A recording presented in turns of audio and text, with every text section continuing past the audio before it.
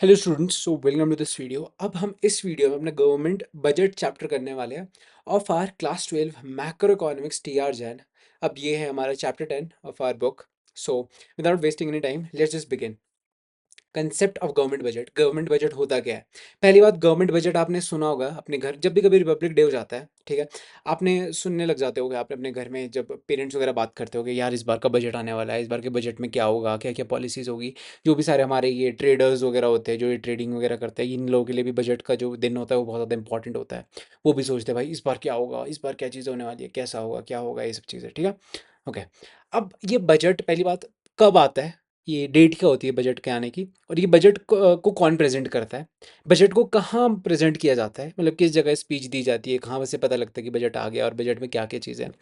और हाँ, यही सब चीज़ें, और इस बजट की लेजिटिमेसी क्या होती है। मान लो बजट आ गया और बजट को अब ऐसा तो है नहीं कि मान लो आपने बजट निकाल दिया, कोई विदेशी बजट निकाल दिया कि चलो हाँ भाई, किसी ने भी बजट निकाल दिया और बोलेंगे कि हाँ कल से इसको इम्प्लीमेंट कर दो, कल से सब लोग इसे फॉलो करेंगे।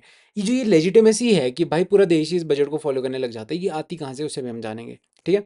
फर्स्ट ऑफ ऑल डेट कब आता है? 1 फरवरी को ये बजट आता है हर साल। कौन प्रेजेंट करता है? हमारी फाइनेंस मिनिस्टर। हमारी फाइनेंस मिनिस्टर बजट पढ़ती है। अब ये जो फाइनेंस मिनिस्टर जो बजट बजट में फाइनेंस मिनिस्टर क्या चीज़ें पढ़ती है कि इस बार टैक्स कितना बढ़ा, कितना घटा, किस यू कैन से डिफेंस सेक्टर में हमने कितना पैसा लगाया है, दूसरे सेक्टर में कितना पैसा लगाया, ये सब चीज़ें। ठीक है।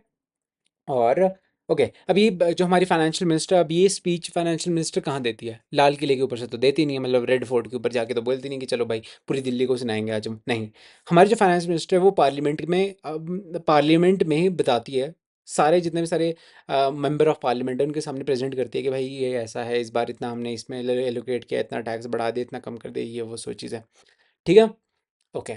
और क्या था इसमें? हाँ, अब मुझे बताओ लेजिटिमेसी लेजिटिमेसी कैसे आती है। मान लो बजट प्रेजेंट कर दिया फाइनेंस मिनिस्टर ने।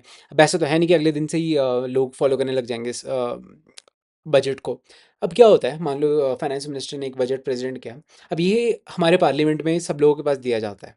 अब हमारे पार्लियामेंट में वोटिंग होती है इस बजट के ऊपर कि आप कहा जाता है बाय द स्पीकर कि भाई आप सब लोग, जो भी हमारे लोकसभा के स्पीकर है, वो कहते हैं कि आप सब लोगों से मैं बोल रहा हूँ कि ये बजट आपको अच्छा लगा तो इसे पास कर दो, अगर ना अच्छा नहीं लगा तो इसे पास मत करो। ठीक है।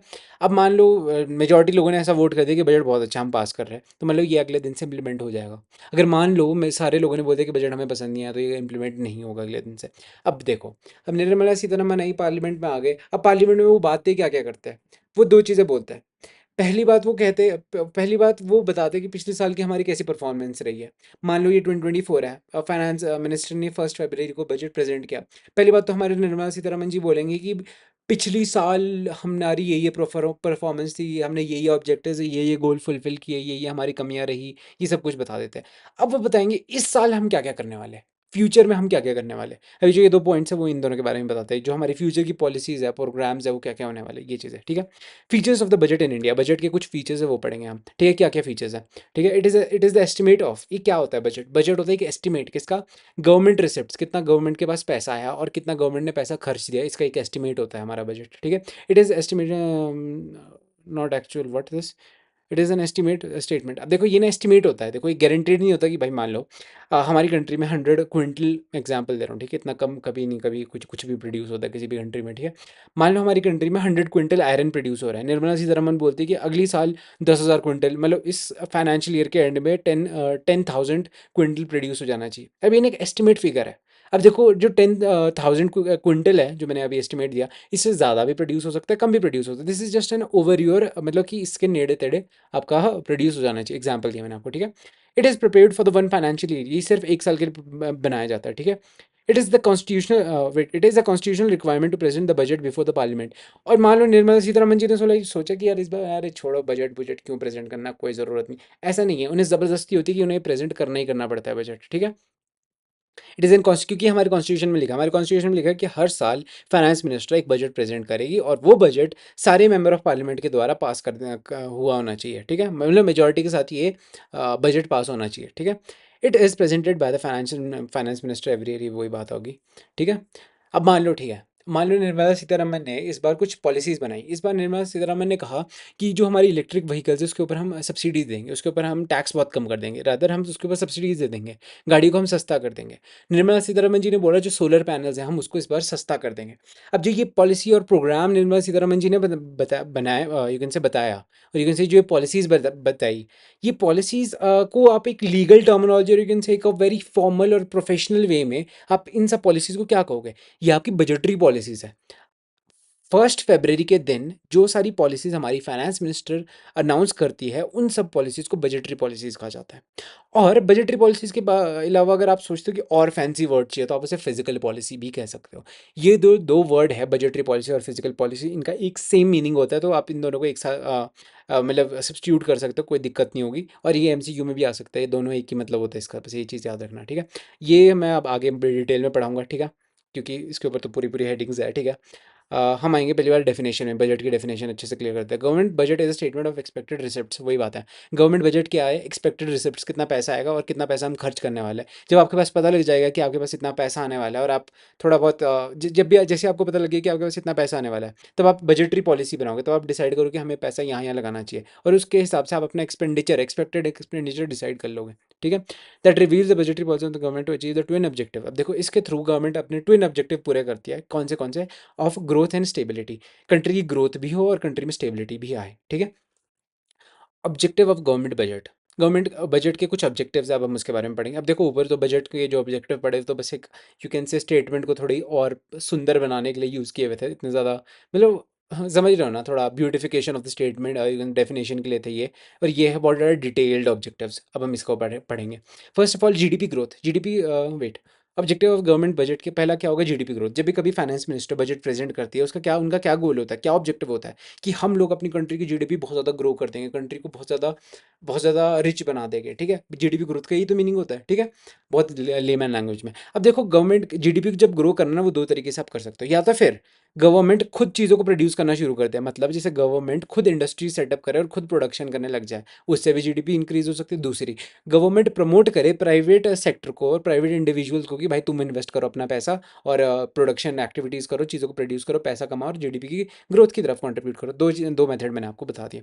एलोकेशन ऑफ द रिसोर्सेज, अब जो रिसोर्सेज आप उसे दो तरीके से एलोकेट कर सकते हो। या तो फिर सोशल वेलफेयर, कि आप पूरी सोसाइटी का वेलफेयर देखो। दूसरा, प्रॉफिट मैक्सिमाइजेशन, कि बस आप प्राइवेट, जैसे क्या क्या होता है, प्राइवेट कंपनीज क्या करती है, रिसोर्सेज होती है, रिसोर्सेज को इस तरीके से यूटिलाइज करती है कि जो एक प्राइवेट बेनिफिट हो, एक बस यू कैन से प्रॉफिट है, प्रॉफिट के ऊपर ज़्यादा ध्यान दिया जाए। देखो रिसोर्सेज को एलोकेट करने के दो मेथड मैंने बता दिए, that is profit maximisation and what was this, social welfare. अब देखो जब भी कभी गवर्नमेंट बजट आता है, गवर्नमेंट बजट ट्राई करता है कि ये जो दो यू कैन से एंड्स है, प्रॉफिट मैक्सिमाइजेशन, सोशल वेलफेयर, इन दोनों के बीच में एक इक्विलिब्रियम बैठ सके और एक बैलेंस बैठ सके, ठीक है। Provision of the public good, okay. Provision of the public, अब पब्लिक गुड क्या होता है इसके बारे में हम जानेंगे, okay. Provision of the public good, हर साल हमारा जो बजट है उसमें कुछ पैसा डिफेंस सेक्टर के एलोकेट किया जाता है। कुछ पैसा हर बजट में कुछ पैसा पुलिस को दिया जाता है। पुलिस को इसलिए दिया जाता है, भाई डिसाइड किया गवर्नमेंट ने, भाई पुलिस को हम ड्रोन्स वगैरह दे देते ताकि ये ज़्यादा अच्छे से एडमिनिस्टर कर पाए, ये वो सो। अब देखो जो ये पैसा जा रहा है to the police, to the army, to the XYZ और चीज़ों में, अब जो ये पैसा एलोकेट हो रहा है, ये किसके लिए हो रहा है? Public good. भाई पुलिस को जब आप पैसा दे रहे हो तो ऐसा तो नहीं कर रहे कि आप किसी मुकेश अंबानी को पैसा दे रहे हो सिर्फ, या किसी अडानी को पैसा दे रहे हो। ये आप कलेक्टिवली उन उन इंस्टीट्यूशंस को पैसा दे रहे हो कि जो हर एक आदमी को यू कैन से हर एक आदमी को बेनिफिट पहुंचाए, ठीक है, okay. These are those goods which satisfy the collective need of the people, वही बात। Like law and order and defence के ऊपर जब खर्चा किया जाता है गवर्नमेंट, जैसे बजट में हर साल डिफेंस के ऊपर भी पैसा जाता है, इनके ऊपर भी पैसा जाता है, पुलिस के ऊपर जाता है, XYZ 10 चीज़ों के ऊपर पैसा जाता है, ठीक है। Redistribution of income and wealth, जो redistribution of income and wealth है, ये एक अलग अनदर फैक्टर है, और ये इंटरेस्टिंग इस बार इसलिए बन जाता है कि जो हमारे इलेक्शंस हुए इस बार के 2024 के, इसमें जो रीडिस्ट्रीब्यूशन ऑफ वेल्थ है, ये बहुत ज़्यादा मुद्दे में रहा कि भाई अमीरों का पैसा गरीबों में बांट दो, ये वाली जो एक काइंड ऑफ आइडियोलॉजी चली, ये बहुत ज़्यादा इंपॉर्टेंट रोल इसने प्ले किया। अब हम इसे समझेंगे ये क्या होता है। अब देखो रिडिस्ट्रीब्यूशन ऑफ इनकम, इनकम को जब भी कभी रिडिस्ट्रीब्यूट करना होता है इसके दो मेथड होते हैं। एक होता है बहुत रिजिड, जो यूएसएसआर ने किया था आफ्टर आफ्टर द जो भी ये सोशलिस्ट रेवोल्यूशन, जब रशियन रेवोल्यूशन हुआ था ना, उसके बाद जब हमारे जितने सारे ये कम्युनिस्ट लोग थे, ये व्लादिमीर लेनिन एंड ऑल, इन लोगों ने कुछ बहुत ज़्यादा उन्होंने क्या किया, जितने सारे अमीर लोग थे, जितने ज़्यादा ऐसे लोग थे जिनके पास बहुत ज़्यादा ज़मीनें थी, उनसे उनकी सारी ज़मीनें छीन ली और लोगों के बीच में इक्वली बांट दी। एक तो होता है इस तरीके से आप वेल्थ को रिडिस्ट्रीब्यूट कर रहे हो। दूसरा हमारी बुक में बताया कि अमीर लोगों पे टैक्स लगाओ, गरीब लोगों को सब्सिडीज दो, गरीब लोगों के लिए पब्लिक डिस्ट्रीब्यूशन जो डिपो नहीं होते वो बनाओ, जिसमें राशन बहुत ज़्यादा कम रेट में मिले, बिलो पॉवर्टी लाइन के लोगों को बहुत ज़्यादा कम रेट्स में राशन मिले। दो मेथड्स होते हैं। अब देखो, जो मैंने ये यूएसएसआर वाला मेथड था कि सबके बीच में इक्वली बांट दो ज़मीनें, ये बहुत ज़्यादा नेगेटिव होता है। ये नेगेटिव क्यों होता है? जो यूएसएसआर की जो डिक्लाइन था वो भी कुछ इन्हीं रीजंस की वजह से हुआ था कि भाई हर एक को आपने, मतलब जो इतने सारे अमीर लोग थे उनसे आपने पैसा छीन लिया। अब जो अमीर लोग हैं और एक उनसे एक एंटरप्रेन्योरल माइंडसेट है, अब वो तो भाई सोचेगा भाई अब मैं प्रॉफिट ही नहीं मिल रहा मेरे को, तो मैं क्यों इतनी मेहनत करूँ, ठीक है। अब देखो, एंटरप्रेन्योर ने क्या करना था, अपने बिजनेस को ग्रो करना था। बिजनेस को ग्रो करने का क्या मतलब, जीडीपी ग्रो होनी थी। अब एंटरप्रेन्योरल माइंडसेट ही नहीं है, खत्म हो गया। वो बंदा सोच रहा है मैं क्यों करूँ मेहनत जब मेरे को पैसा ही नहीं मिल रहा, मैं अपनी फैमिली को ही मतलब अपनी फैमिली को ही के लिए ही कुछ कमा नहीं पा रहा, तो मैं क्यों कमाने बैठूँ। ठीक है, इससे क्या होगा, जीडीपी ग्रोथ डिक्लाइन हो जाएगी, हो जाती है, जो कि यूएसएसआर के टाइम पे हुआ था, बड़े अच्छे से हमें देखने को मिला था। अब देखो, अगर ये सिस्टम आया जो यूएसएसआर वाला है, तो उस दिन कंट्री की बर्बादी बड़े आराम से होगी, क्योंकि जो कम्युनिस्ट मॉडल है, ये कम्युनिस्ट मॉडल भी होता है कि आप चीज़ों को इक्वली बांट दो लोगों के बीच में। ये बहुत ज़्यादा नेगेटिव होता है और ये मतलब इकोनॉमी को बर्बाद करने के लिए काफ़ी चीज़ होती है। वेराज जो ये टैक्स वाला मेथड है, ये भी एक हद तक ठीक होता है, वरना उतना अच्छा नहीं होता, बट चलो एक हद तक फिर भी ये ठीक होता है। ठीक है, ओके। ज़्यादा डिटेल में नहीं जाएंगे, बट अगर डिटेल में कभी बात करनी है तो कर लेंगे इसके ऊपर भी, कि टैक्स लगाना अच्छा है, टैक्स लगाना अच्छा नहीं है। ठीक है।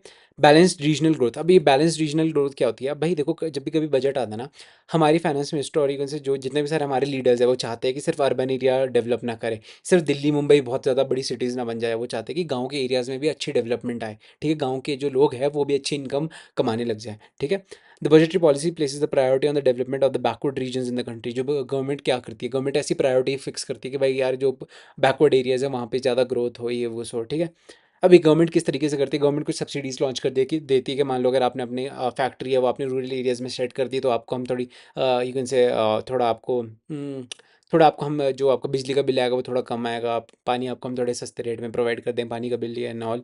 स्पेशल इकोनॉमिक जोन्स बना देते हैं कई लोग बैकवर्ड एरियाज़ में, ताकि डेवलपमेंट बहुत ज़्यादा रैपिडली हो। ठीक है। Employment opportunities, budgetary policy focuses on the generation of the employment opportunities. जो बजटरी पॉलिसीज, जब भी कोई बजट प्रेजेंट किया जाता है, वो लोग ये भी फोकस करते हैं कि एम्प्लॉयमेंट कैसे जनरेट हो, मतलब रोज़गार कैसे बने। ठीक है। अब पहली बात तो हर साल बजट में ना कुछ पैसा लोकेट किया जाता है मनरेगा के अकॉर्डिंग। अभी मनरेगा क्या स्कीम है, बहुत बार पढ़ लिया, पर एक बार रिपीट कर लेता हूँ। मनरेगा इज़ लाइक, भाई जो आदमी के पास कोई काम नहीं है, the person who is unemployed, वो नरेगा मनरेगा वालों के पास जा सकता है, मनरेगा वालों के पास जा सकता है, मनरेगा वालों को बोल सकते हैं कि भाई मुझे काम दो, और मनरेगा वालों ने काम दे देंगे। अब देखो, गवर्नमेंट क्या करती है, गवर्नमेंट गारंटी देती है हर एक इंडिविजुअल को, हर एक सिटीजन को गारंटी देती है कि भाई आपको आपको हम हमेशा एम्प्लॉयड रखेंगे। एम्प्लॉयड कैसे रखेंगे? मनरेगा जैसी स्कीम्स में आपको हम डिप्लॉय कर देंगे, और एक से आपको काम करना पड़ेगा मनरेगा की स्कीम में। मनरेगा की स्कीम में आपको 100 दिन तक काम करना पड़ता है, और 100 दिन में मतलब एक दिन का आपको 200 रुपये मिलता है। दिस इज़ समथिंग मनरेगा की स्कीम। जिन लोगों के पास कोई काम नहीं होता वो मनरेगा में जा सकते हैं। 100 दिन के लिए उनको गारंटी होती है कि उनको एम्प्लॉयमेंट मिलेगा। उसके बाद और एक और 100 साल का वो, सॉरी 100 साल नहीं, 100 दिन का, 100 दिन के लिए वो एम्प्लॉयड हो जाते हैं। उसके बाद अगले 100 दिन के लिए वापस एम्प्लॉयड हो जाते हैं। दिन का 200 रुपये मिलता है। This is something like MNREGA. भी 200 रुपये कहाँ से आता है? ये जो गवर्नमेंट जब बजट आता है, 200 रुपये का एस्टिमेट निकाला जाता है कि भाई पूरी कंट्री में इतने लोग मनरेगा के अंदर काम कर रहे हैं, तो इनकी इनकम भी हम हटा देते हैं। ठीक है, मतलब इनके लिए मतलब इनसे से सेपरेट कर देते हैं, इनको इनकी इनकम मिल जाएगी। ठीक है। इकोनॉमिक स्टेबिलिटी, हमेशा ना जब भी कभी इकोनॉमी चलती है, और यार ये ना बेसिक सा एक यहाँ पे ना ये बनाया चार्ट, कभी जितने भी सारे ट्रेडिंग वगैरह करते होंगे बच्चे, ठीक है, अब तो शौक हो जाता है क्लास 12 तक।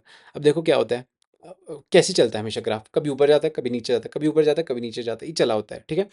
अब ये ना बहुत ज़्यादा मिनिमल स्केल में हो तब तो बहुत बढ़िया है। मान लो अगर ये बहुत ज़्यादा एक्सट्रीम एंड पे हो गया, मान लो आपकी आपकी जो से कंट्री की जीडीपी थी, एग्जांपल दे रहा हूँ मैं, ठीक है, आपकी कंट्री की जीडीपी 1 लाख थी, भाई वो करीब 4 दिन के बाद वो 4,000 रहेगी। तो ये तो बहुत बड़ा मतलब ये तो कंट्री में बहुत बुरा रिसेशन आया है कि मतलब रिसेशन मीन तो पूरी डिप्रेशन डिप्रेशन की सिचुएशन है कि 4,000 पहुंच गई जीडीपी 1 लाख से। ठीक है, अब उससे वापस रिकवर करेगी वापस 1 लाख पहुंच जाएगी। अब जो ये इतना एक्सट्रीम जो ये बिजनेस साइकिल चल रही है हमारी, जो जब भी कभी बजटरी पॉलिसी आती है वो इस एक्सट्रीम साइकिल से बाहर निकलने की कोशिश करती है। जब भी कभी बजट आता है हमारी गवर्नमेंट ये सोच के बजट लाती है कि जो इतना एक्सट्रीम जो ये बिजनेस साइकिल है इसमें हम कभी फंस ना जाए इसलिए। ठीक है, ओके, ये सब कुछ हो गया। बाकी हम पढ़ेंगे स्ट्रक्चर्स ऑफ द बजट। अब बजट में क्या क्या होता है, क्या क्या कंपोनेंट्स होते हैं। पहली बात तो budget receipts and budget expenditure. Receipts का मतलब होता है पैसा आना, एक्सपेंडिचर का मतलब पैसा जाना, बेसिक चीज़, दो कंपोनेंट्स। ठीक है, पढ़ लिया हमने। बात करेंगे हम बजट रिसीट्स। रिसिप्ट्स रिसीट्स आप कुछ भी बोल सकते हैं, दोनों एक ही मीनिंग होता है। Budget receipts, budget receipts refer to the estimated money receipts of the government from all the sources during the financial year. Receipts का मतलब गवर्नमेंट के पास सारा पैसा, गवर्नमेंट के पास जितना भी पैसा आ रहा है, मतलब ये होता है कि जितने भी सारे सोर्सेज है उनसे जो भी पैसा आता है वो आपके बजटरी रिसिप्ट्स कहे जाते हैं। बहुत सारे सोर्सेज होते हैं गवर्नमेंट के पैसे निकालने के। ठीक है, पहला तो हो गया टैक्स, दूसरा हो गई जीएसटी जो आपके ये चॉकलेट वगैरह के ऊपर लगता है, दूध के ऊपर लगता है, छोटी छोटी चीज़ों के ऊपर जो टैक्स लगता है, ये हो गया जीएसटी। ये हो गया, एक हो गया इनकम टैक्स। और दूसरा मैं क्या बोलूँ आपको, मान लो आप जाते हो अपना आधार कार्ड बनाने जाते हो तो आधार कार्ड बनाने की एक अलग फ़ीस होती है, आप पासपोर्ट बनाने जाते हो उसकी एक अलग फ़ीस होती है। ये सारी फ़ीस होती है, इन सब चीज़ों से जो पैसा आता है वो कहाँ जाता है, वो गवर्नमेंट के पास जाता है। और you can say these are the different sources जिससे गवर्नमेंट के पास रिसिप्ट्स आती है, पैसा आता है। ठीक है, बजटरी, एक और बार मैं पढ़ रहा हूँ, budgetary receipts refer to the estimated money receipts of the government from the all sources during the financial year. Budget receipts होती है जितना सारा, बहुत सारा, जितना सारा पैसा आ रहा है फ्रॉम डिफरेंट गवर्नमेंट के जितने भी सारे सोर्सेज है पैसा आने के वहाँ से। ठीक है, अब देखो जो रिसिप्ट्स होती है ना वो दो तरह की होती है। एक होती है रेवेन्यू रिसिप्ट्स, एक ऐसा पैसा जिसके बदले आपको कुछ नहीं देना पड़ रहा। ठीक है, वो बस आपके पास आ रहा है, उसके बदले आपको कुछ बेचना नहीं पड़ रहा, या उसके बदले आपके ऊपर कोई लायबिलिटी नहीं आ रही। ठीक है, दो चीज़ें होती है, एसेट और लायबिलिटी। पहली बात, एसेट और लायबिलिटी क्या होती है, बहुत बच्चों वाली चीज़ें, पर मैं बता देता हूँ। Asset is an, you can से, प्रॉफिटेबल थिंग जो आपको फ्यूचर में प्रॉफिट करे। एसेट एक कुछ ऐसी चीज़ होती है, मतलब एसेट इज अगेन लाइक संपत्ति, मैं कह सकता हूँ बहुत बेसिक लैंग्वेज में। एसेट इज योर संपत्ति, और यू कैन से, ठीक है। और what is liability, liability is a obligation. ठीक है, लायबिलिटी कहने का मतलब आप मुझे मुझे बताओगे कि भाई मेरे ऊपर लायबिलिटी है, मेरे ऊपर लायबिलिटी का क्या मतलब है कि भाई मुझे मान लो किसी का कर्जा देना पड़ेगा वापस, मान लो मैं किसी के लोन के अंडर दबा पड़ा आदमी हूँ, मुझे किसी को लोन वापस करना पड़ेगा। ओके, मेरे पास लायबिलिटी है कि मान लो मैं टीचर बन गया, मैं मान लो प्राइवेट स्कूल में एक ऑफिशियल टीचर बन गया। ठीक है, अब मान लो मैं टीचर बन गया किसी प्राइवेट स्कूल में पढ़ाने लगे, तो मेरी लायबिलिटी है कि मुझे पढ़ाना ही पड़ेगा बच्चों को। ऐसा तो है नहीं कि बस मैं जैसे पढ़ाऊंगा मेरी मर्जी है, मैं ऐसा नहीं कर सकता। ये मेरी लायबिलिटी होगी क्योंकि वो मुझे पे कर रहे हैं, तो मेरी एक लायबिलिटी है बच्चों को पढ़ाना। ठीक है, अब लायबिलिटी वैसे ना एक बड़ी नेगेटिव टर्मिनोलॉजी की तरह से देखा जाता है लायबिलिटी को। ठीक है, बस इतना याद रखो, asset is a positive thing, liability is a very negative thing. ठीक है, रेवेन्यू रिसिप्ट्स कब आती है, रेवेन्यू रिसिप्ट्स तब आती है जब ना तो आपके ऊपर कोई लायबिलिटी बने। ठीक है, ना तो फिर आपको ना तो, या तो फिर पैसा कुछ ऐसी जगह से आ रहा है कि आपके ऊपर ना तो कोई लायबिलिटी है, या तो फिर ना तो कोई आपके ऊपर कोई कर्जा आया। ठीक है, ना तो फिर आपके एसेट्स रिड्यूस हुए। एसेट्स क्या होता है, आपके पास क्या, आपकी या तो फिर ना तो फिर आपकी संपत्ति घटी, बस आपके पास पैसा आ गया, फ्री में पैसा आ गया एक तरह से कहें हम। ठीक है, एग्जाम्पल दे रहा हूँ मैं। ठीक है, फ्री में पैसा आ गया, that is known as the revenue receipts. अब कैपिटल रिसिप्ट्स क्या होती है, कैपिटल रिसिप्ट्स में या तो फिर आप कोई लोन लेते हो किसी से। ठीक है, लोन ले रहे तो आपके ऊपर एक लायबिलिटी आ गई ना कि आपको लोन वापस करना पड़ेगा, इससे क्या हो गया, लायबिलिटी बन गई। ठीक है, या तो फिर कैपिटल रिसिप्ट से क्या होता है, आपके पास एसेट्स है, मान लो आपके जैसे मान लो गवर्नमेंट के पास बीएसएनएल है, गवर्नमेंट के पास पैसे की कमी पड़ी, गवर्नमेंट ने पूरा बीएसएनएल की कंपनी बेच दी। अब क्या हो गया, गवर्नमेंट ने कंपनी बेची और मतलब गवर्नमेंट ने अपना एसेट खत्म किया और पैसे आ गए गवर्नमेंट के पास। इस तरीके से कैपिटल रिसिप्ट आती है। जो अब देखो बेसिक चीज़, रेवेन्यू रिसिप्ट के लिए आपको कुछ देना नहीं पड़ता, ना आपके ऊपर लायबिलिटी बनती है, ना आपको कुछ अपने एसेट बेचने पड़ते हैं, बस आपके पास पैसा आ जाता है। जो कैपिटल रिसिप्ट्स है, या तो फिर उसमें आपको कुछ कोई चीज़ बेचनी पड़ती है, या तो फिर आपको उसमें कोई चीज़ बेचनी पड़ती है, या तो फिर आपको लोन वगैरह लेके लायबिलिटी अपने ऊपर बनानी पड़ती है। ठीक है, दो तरह के हैं, capital receipt, revenue receipt. Revenue receipt is free का पैसा, कैपिटल रिसिप्ट इज जिसके लिए आपको कुछ ना कुछ सेक्रीफाइस करना पड़े। ठीक है, ओके। ओके, अब हम डिटेल में रेवेन्यू रिसिप्ट के बारे में पढ़ेंगे। अब देखो वैसे अब ये तो डेफिनेशन है, अब इसको तो मैं बुक से भी पढ़ सकता हूँ, बेसिक पढ़ लेता हूँ। रेवेन्यू रिसिप्ट क्या होता है, these receipts do not create any corresponding liability for the government. अब देखो जो रेवेन्यू रिसिप्ट होता है, पहली बात तो वो लायबिलिटी कुछ नहीं क्रिएट करता है, दूसरी कि जो रेवेन्यू रिसिप्ट होते हैं उससे जो एसेट्स होता है, जो संपत्ति होती है गवर्नमेंट की, वो कम नहीं होती। ठीक है, दिस इज फोकट का पैसा और फ्री का पैसा। अब मेरे को एग्जाम्पल दे सकते हो आप रेवेन्यू रिसिप्ट क्या हो सकती है, गवर्नमेंट की रेवेन्यू रिसिप्ट क्या हो सकती है।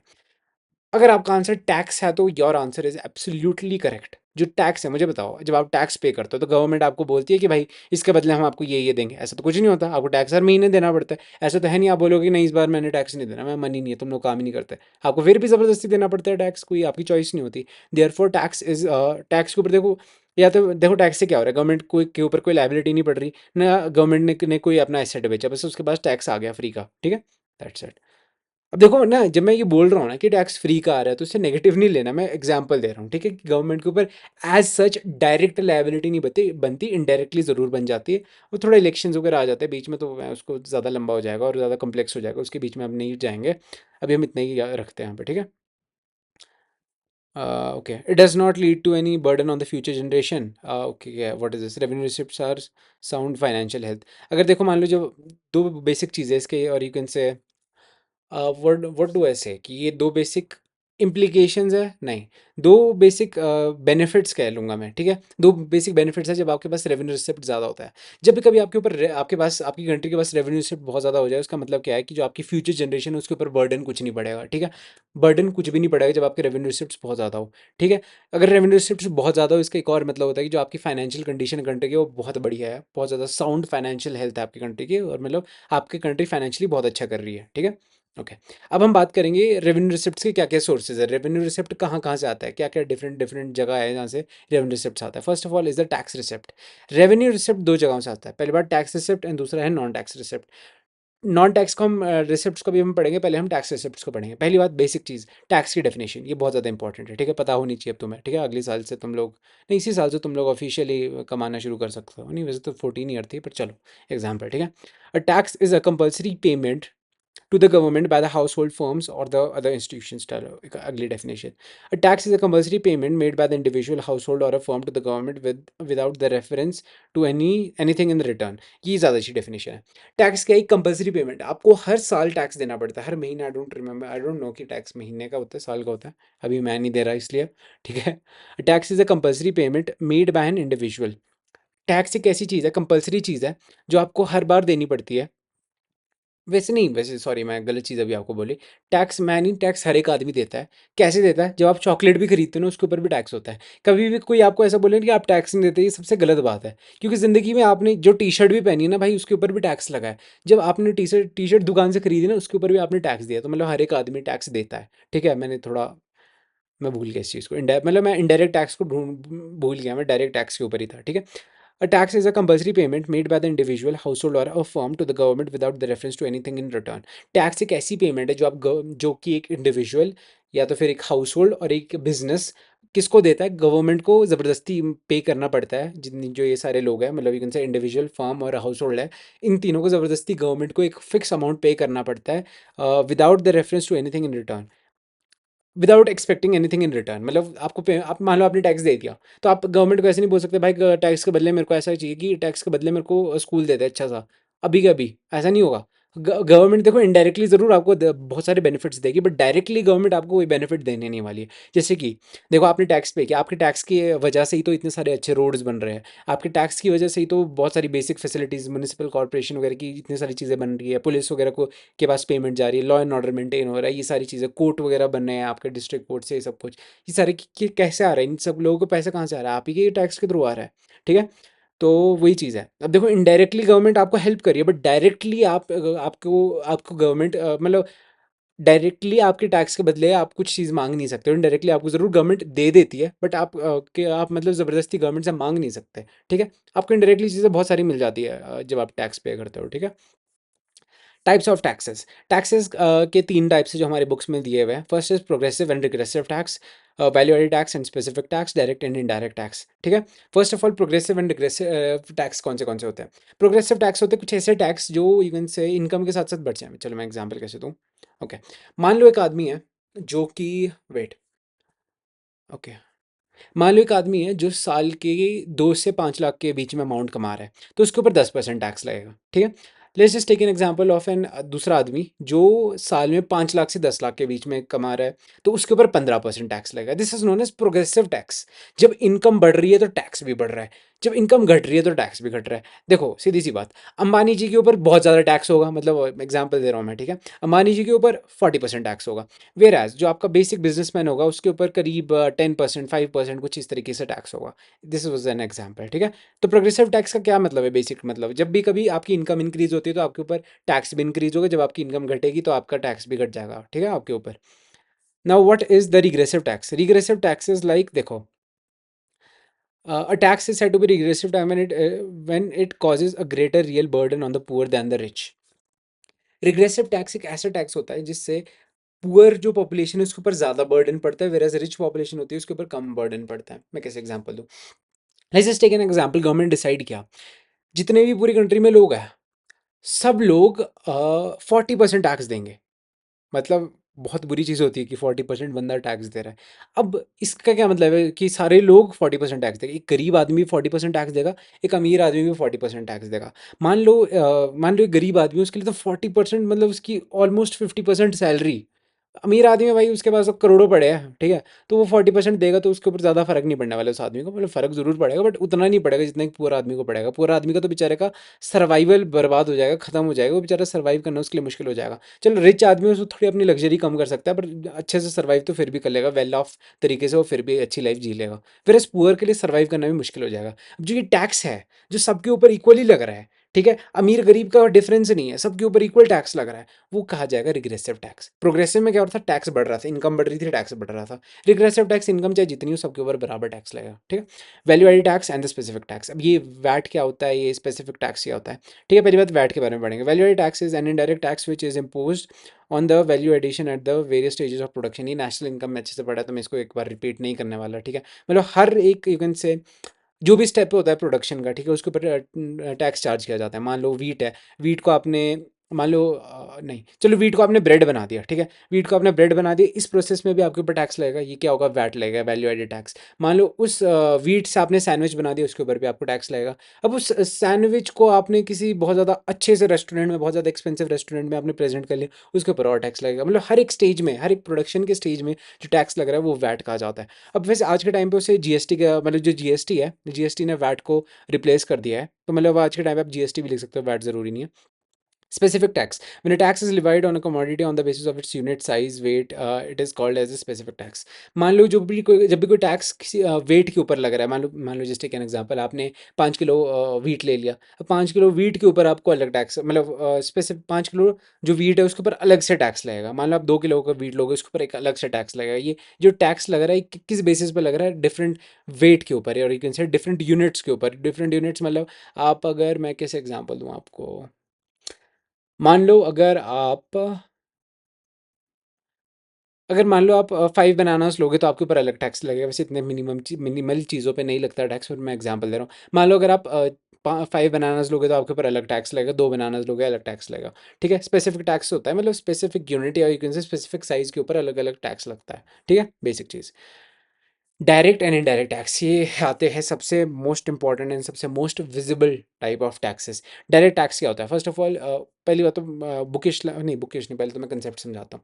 जो इनकम टैक्स है, जो आपके पेरेंट्स, मान लो आपके पेरेंट्स अगर कोई जॉब करते हैं तो उनको हर महीने या हर साल, आई डोंट रिमेंबर, ठीक है, कि कैसे, क्योंकि डायरेक्ट टैक्स मैं सही में नहीं देता, ठीक है, तो मेरे को डायरेक्ट टैक्स का ज़्यादा पता नहीं है। अभी आई थिंक मंथली होता है, ईयरली होता है, मुझे नहीं पता, बट आपके जो पेरेंट्स हैं वो आई थिंक मंथली देते होंगे। अब मान लो जो मंथली जो टैक्स कट रहा है, ठीक है, वो कौन सा टैक्स है? वो डायरेक्ट टैक्स है। आपकी जो इनकम है, मान लो आप 70,000 पैसे कमा रहे हो, 70,000 में से 20,000 जो टैक्स जा रहा है वो कौन सा टैक्स है? आपकी इनकम से वो डायरेक्ट खींच के ले जा रहे हैं जो टैक्स, वो कौन सा टैक्स होता है? वो डायरेक्ट टैक्स होता है, जो आपकी इनकम से डायरेक्ट ही खींच के ले जाते हैं गवर्नमेंट, ठीक है। एग्जाम्पल दिया मैंने, खींच के ऐसे नहीं होता, ठीक है। A direct tax is the one the final burden of which is borne by the person on whom it is imposed। अब देखो, टैक्स, मान लो मैं हूँ, मेरे ऊपर टैक्स लगा तो मेरे को ही वो टैक्स चुकाना पड़ेगा। ऐसा तो है नहीं मैं किसी थर्ड पर्सन को बोल सकता हूँ भाई टैक्स दे दे मेरा। मेरे ऊपर टैक्स लगा, मेरे को टैक्स देना पड़ेगा। Indirect tax, in an indirect tax is the one whose initial burden or impact is on one person but succeeds in shifting the burden to another person। Direct tax वो tax होता है जिसका burden आप shift कर सकते हो औरों के ऊपर। अभी मैं डिटेल में आपको समझाता हूँ। पहली बात तो डायरेक्ट की आपने डेफिनेशन का पता कर ली। इसका मतलब फर्स्ट ऑफ ऑल जो फाइनल बर्डन होता है, जिसके ऊपर बर्डन होता है, वो उसी बंदे को ऊपर टैक्स पे करना पड़ता है। जो इनडायरेक्ट टैक्स है उसका बर्डन उस वो अपने जो टैक्स का बर्डन है वो शिफ्ट कर सकता है किसी और के ऊपर। मैं एग्जांपल कैसे दूँ? मान लो एक दुकानदार है, एक दुकानदार होलसेल से पैसा वो सॉरी होलसेल से चिप्स के पैकेट्स खरीदता है। तो वो जो दुकानदार है उसने टैक्स पे किया किसको? होलसेलर को, पर उसने टैक्स पे कर दिया। अब वो इतने सारे टैक्स को पे करने के बाद जो उसके पास चिप्स आए हैं वो उसने अपनी दुकान में रख दिए। अब उसने अपनी दुकान में रख दिया, अब वो अपनी दुकान से उन सारी चिप्स को बेच देगा किसको? कस्टमर को। अब वो जो वो टैक्स था जो उसने उसको दिया था, आई मीन जो दुकानदार ने होलसेलर को दिया था, अब वही जो पैसा दुकानदार ने होलसेलर को दिया, वही पैसा दुकानदार अब आम आदमी से वसूलेगा जो उसकी दुकान में चिप्स खरीदने आए हैं, ठीक है? वैसे अब आप सोच रहे होगे कि यार 10 रुपये का चिप्स है तो आप क्या कहना चाहते हो, 12 रुपये में हमें मिलता है? नहीं भाई साहब, अब जैसे तो चिप्स जैसी कमोडिटीज़ है, इसमें इंक्लूडेड होता है जो 10 रुपये अमाउंट होता है, इसी में ही इंक्लूडेड होता है, ठीक है, ये अमाउंट, ठीक है, टैक्स वाला अमाउंट। ये फिर बहुत ज़्यादा कॉम्प्लेक्स हो जाएगा तो चिप्स को इतना नहीं हम खंगालेंगे अभी। बट बेसिक चीज़ यही है, जिससे दुकानदार वाला कॉन्सेप्ट होता है और यू कैन से जो इनडायरेक्ट टैक्स होता है जैसे कि जीएसटी वगैरह होता है, ये यू कैन से ये जो दुकानदार है ये अपने कस्टमर से वसूल कर सकते हैं, एग्जाम्पल, ठीक है। अब ये भाई साहब ये प्रोफेसर डाल्टन है, इन लोगों ने डेफिनेशन दिया है, direct tax is really paid by the person on हुम is it is legally imposed. वही बंदा पे करता है जिसके ऊपर इम्पोज किया जाता है। Indirect tax is impose on a person but paid partly और होली बाय द अनदर, मतलब इम्पोज किसी और के ऊपर होता है और वो चुका लेता है अपने कस्टमर के ऊपर से, मतलब कहने का मतलब वही है। बेसिक अगर आपने डायरेक्ट और इनडायरेक्ट टैक्स के बारे में पढ़ना है तो यहाँ पे बहुत बहुत अच्छे से दिया हुआ है कि डायरेक्ट टैक्स क्या होता है, इनडायरेक्ट टैक्स क्या होता है। पहली बार direct tax, it is the tax which is finally paid by the person on whom it is illegally imposed. वही बात, इट इज़ ये shift on the burden, burden ना शिफ्ट कर सकते हैं नहीं। डायरेक्ट टैक्स में बर्डन शिफ्ट नहीं होता है, इनडायरेक्ट टैक्स में बर्डन शिफ्ट होता है। Nature of direct tax is generally progressive in nature, indirect tax is generally regressive in nature. देखो मेरे को एक चीज़ बताओ। अब इनकम टैक्स लग रहा है एक गरीब आदमी की इनकम जिसकी 5 से मतलब 2-1 लाख इनकम होगी, उसके ऊपर बहुत ज़्यादा कम इनकम टैक्स लगेगा। अब भाई जो आदमी जिसकी 40-50 करोड़ की इनकम होगी उसके ऊपर बहुत ज़्यादा इनकम टैक्स लगेगा, ठीक है। देयरफॉर जो डायरेक्ट टैक्स है वो प्रोग्रेसिव होता है उसका नेचर, कि भाई जब इनकम बढ़ेगी तो टैक्स भी बढ़ जाएगा। वेराज जो इनडायरेक्ट टैक्स होता है, मान लो एक अमीर आदमी और एक बहुत गरीब आदमी अगर चिप्स खरीदने जाते हैं, दोनों को 10 रुपये का ही पड़ता है, ठीक है। अमीर आदमी अगर कोई लेस का पैकेट खरीदने जाएगा उसको भी 10 रुपये का पड़ेगा, कोई गरीब जाएगा उसको भी 10 रुपये का ही पड़ेगा। Therefore this is a regressive tax. अभी नॉन टैक्स रिसिप्ट्स क्या होती है, ठीक है।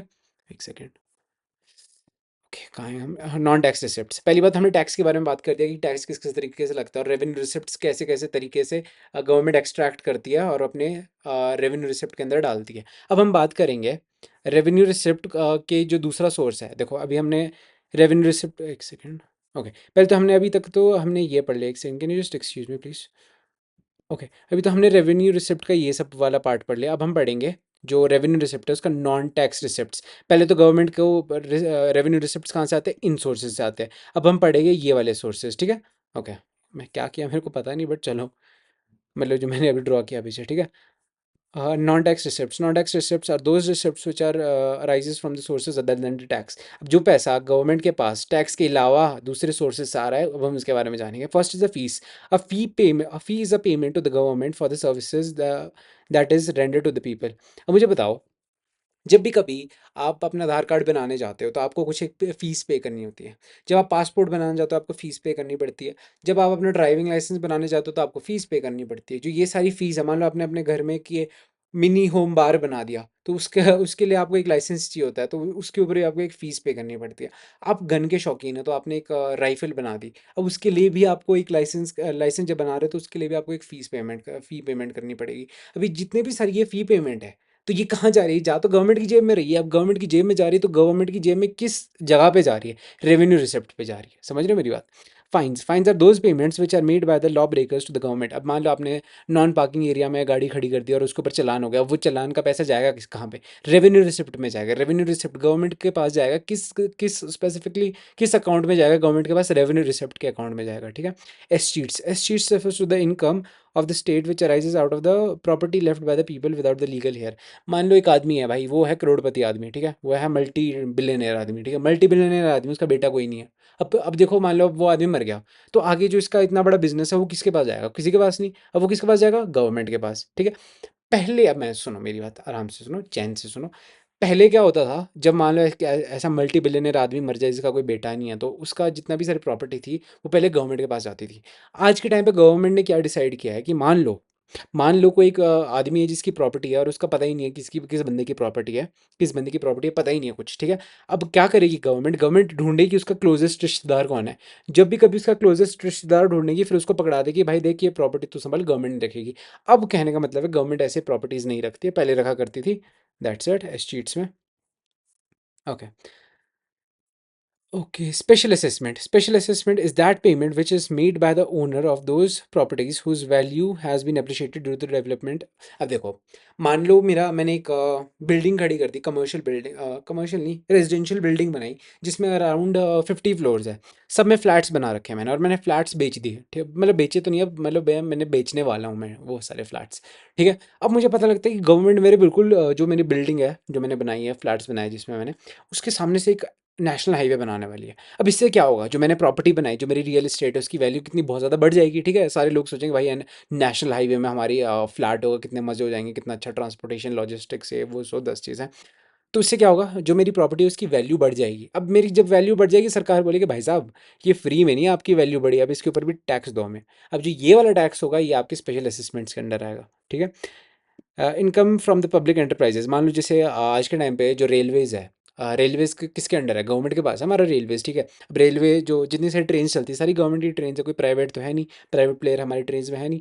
मान लो जितनी सारी रेलवे, मान लो आप ट्रेन में जाते हो, ट्रेन में सफ़र करते हो, कहीं से कहीं जाते हो, अब बीच का जो आपने ये पेमेंट किया है, ठीक है, जो पैसा पेमेंट किया आपने, यू कैन से टिकट लिया आपने जो ट्रेन की, अब ये जो पैसा जाएगा, जो टिकट का पैसा, ये किसके पास जाएगा, गवर्नमेंट के पास जाएगा। गवर्नमेंट के कौन से अकाउंट में जाएगा, रेवेन्यू रिसिप्ट के अकाउंट में जाएगा, ठीक है। Income from the sale and purchase of the spectrums like 2G and 3G, मान लो गवर्नमेंट है, गवर्नमेंट सोचा, बोले भाई BSNL हमसे नहीं चलाया जा रहा, हम ऐसा करते हैं जितने सारे हमने BSNL के टावर है वो हम एयरटेल को बेच देते हैं, जियो को बेच देते हैं। अब जब गवर्नमेंट ने अपने सारी जो 2G 3G के स्पेक्ट्रम, मतलब जो भी टावर्स है वो जब बेच दिए, अब उसका जो पैसा है वो कहाँ जाएगा, जो रेवेन्यू रिसिप्ट है वो वहाँ पे जाएगा गवर्नमेंट के पास। ग्रांट्स एंड डोनेशंस, मान लो जो यूरोपियन यूनियन है, यूरोपियन यूनियन ने डिसाइड किया भाई इंडिया में वॉशरूम्स नहीं है, तो आपने देखा होगा कई सारे वॉशरूम्स बने हैं जिसमें यूरोपियन यूनियन का फ्लैग है। यूरोपियन यूनियन ने सोचा कि ऐसा करते हैं हम ना, इंडिया में वॉशरूम्स वगैरह बनवा देते हैं, ठीक है, पोर्टेबल टाइप।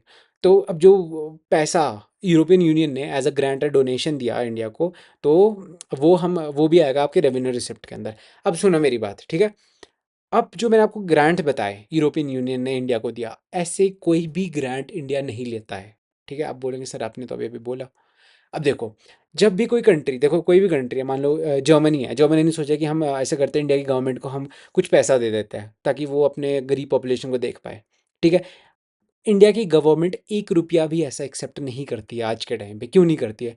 क्योंकि ना इन फ्यूचर में देखो वहाँ ये होता है कि जर्मनी बोलेगा भाई तुम लोग, तुम तो गरीब लोग हो, तुम्हारे को हमने कैसे डोनेशन दिया। इंडिया इस सॉर्ट ऑफ ये जो ताने हैं, ये कभी सुनना नहीं चाहती, हाँ सुनना नहीं चाहते हैं हमारी गवर्नमेंट। और ये अगर सच्ची बात है, कौन सुनना चाहता है ऐसे ताने कि भाई तुम्हारे को हम वॉशरूम के पैसे दे रहे, देश दे ये लोग थोड़े से ही वैसे रहे होगे, बट फिर भी बातें ऐसी ऐसी करने लग जाएंगे, ठीक है। गवर्नमेंट इसलिए पैसे डायरेक्टली नहीं एक्सेप्ट करती है। अब मेरे को बताओ, अभी मैंने आपको बताया कि कई सारे यूरोपियन यूनियन के फ्लैग के साथ वॉशरूम्स बने हैं, तो वो कैसे बन गए अगर गवर्नमेंट ने डायरेक्ट पैसा एक्सेप्ट नहीं किया।